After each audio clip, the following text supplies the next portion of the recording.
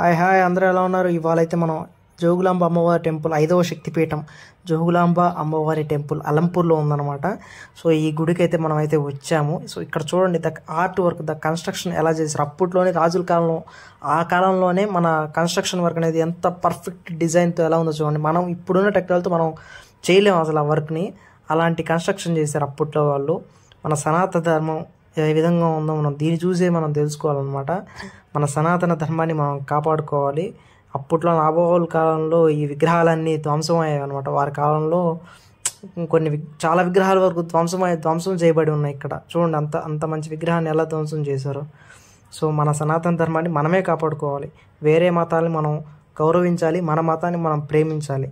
మన మతం జోలికి ఎవరైనా వస్తే మనమే కాపాడుకోవాలి మన మతాన్ని.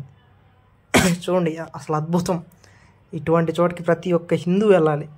వెళ్తే తెలుస్తుంది మన సనాతన ధర్మం అసలు ఏంటి, దాని పవర్ ఏంటి అనేది మనకు తెలుస్తుంది అన్నమాట.